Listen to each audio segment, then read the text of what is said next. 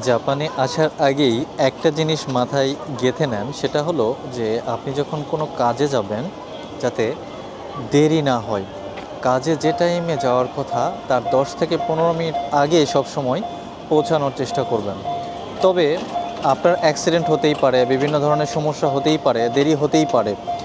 এক্ষেত্রে আপনি যখন দেখবেন যে আপনার কখনো দেরি হওয়ার সম্ভাবনা আছে, সেটা 5 মিনিট দেরি হতে পারে, 1 মিনিটও দেরি হতে পারে, আপনি সাথে সাথেই যেটা করবেন, অফিসের নাম্বারে বা আপনি যেখানে আরবাইতো করবেন সেখানকার নাম্বারে ফোন করবেন। ফোন করে বলবেন যে আমার আজকে কিছুক্ষণ দেরি হতে পারে।